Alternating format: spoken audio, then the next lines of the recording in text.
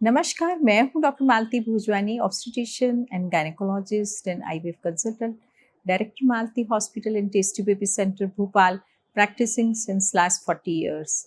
अक्सर डिलीवरी के बाद जब हम राउंड लेने जाते हैं तो कभी-कभी महिलाएं ये बोलने लगती है कि डॉक्टर साहब डिलीवरी हो गई, तो भी हमारा पेट जैसे कि 5-6 महीने की प्रेगनेंसी के जैसा क्यों लग रहा है? इतना बाहर निकला क्यों लग रहा है, ये कैसे हम अंदर करेंगे, और थोड़ी-सी डेफ़िनेटली उन्हें ये चिंता सताती है। तो आज हम चर्चा करेंगे कि बढ़े हुए बेली फैट और शरीर के शेप को कैसे वापस लाएँ हम। समझने वाली बात ये है कि प्रेगनेंसी के 9 मंथ्स के दौरान धीरे-धीरे जो यूट्रस का शेप बढ़ता है, यूट्रस का साइज़ बढ़ता है, उसके मसल स्ट्रेच होते हैं, हमारे एब्डोमिनल मसल स्ट्रेच होते हैं, उनकी जो टोन होता है, उनकी इलास्टिसिटी होती है, वो धीरे-धीरे कम होने लगती है और बेबी को एक्कोमोडेट करने के लिए हमारे पेट का घेरा काफ़ी बढ़ जाता है। तो जब डिलीवरी के बाद डिलीवरी हो जाती है, तो पहले 2 दिन में ही 4-5 किलो वज़न कम हो जाता है, क्योंकि 3 किलो बच्चे का वज़न रहता है और 1 आध किलो प्लेसेंटा, एमनियोटिक फ्लूइड, इन सब चीज़ों का वज़न रहता है। तो करीब और काफ़ी सारी शरीर में सूजन रहती है। डिलीवरी की होने के बाद हार्मोन्स हमारे धीरे-धीरे कम होने लगते हैं और शरीर में जो रुका हुआ पानी या रिटेंशन होता है, वो धीरे-धीरे कम होने लगता है, सूजन कम होने लगती है। तो एकदम से 4-5 किलो वज़न कम हो जाता है। लेकिन जो पेट का जो मसल्स हैं, जिनके टोन उनका लूज़ हो चुका है, वो लूज़ हो चुके हैं, वो जो खड़े होते ही वो लटकने लगते हैं और ये बड़ा एक डिस्ट्रेसिंग सिम्पटम्स लगता है। तो आज हम इसके बारे में चर्चा करेंगे। आप अपनी कुछ स्मार्ट टेक्निक से आप अपने बेली फैट को अ, कैसे जल्दी से जल्दी कम करें और पुराने शेप में आ जाएँ।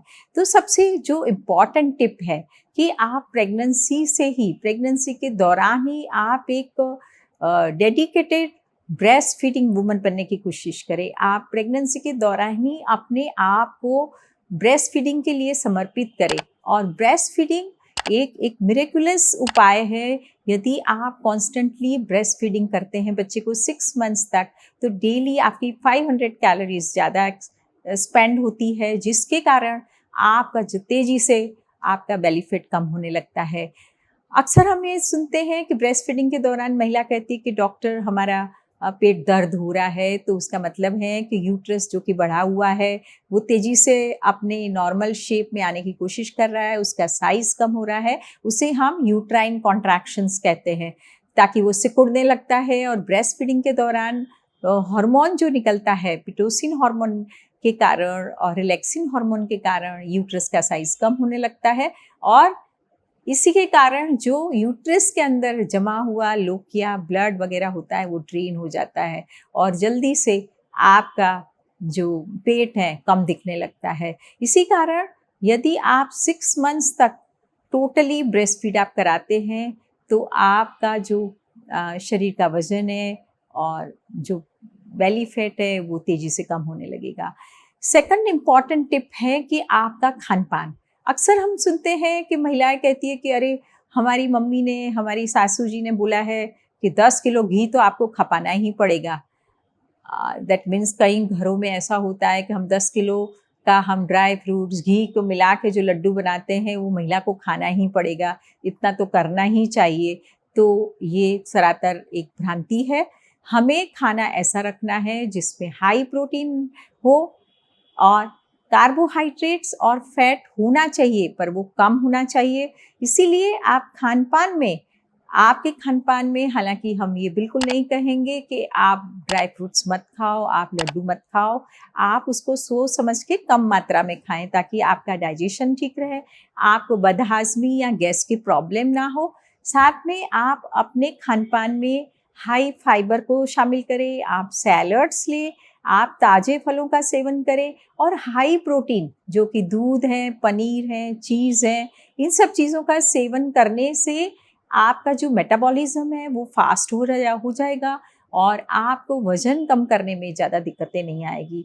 यदि आप फैट का सेवन ज़्यादा करते हैं, तो फिर आपको बदहज़मी की या एसिडिटी की शिकायत होगी और आपका कैलोरी कंटेंट बढ़ने के कारण आपका जो वेट में रिडक्शन आने की संभावनाएं कम हो सकती है।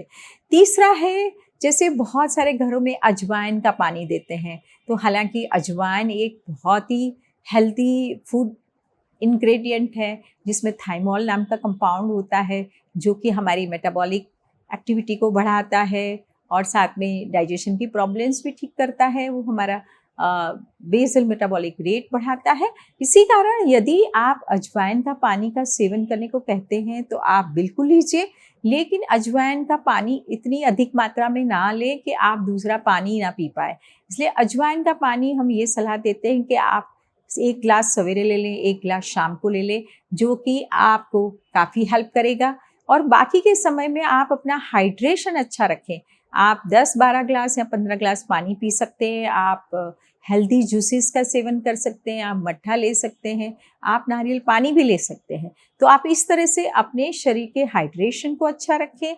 आप बहुत सारी तली हुई चीज़ों का सेवन ना करें, आप चाय कॉफ़ी का सेवन अधिक ना करें, और साथ में जो प्रोटीन्स वाले कंटेंट है, जैसे आप यदि अंडा खाते हैं तो आप अंडा खा लें, नहीं तो वेजिटेरियन महिलाएं अपना दूध और पनीर का सेवन कर सकते हैं।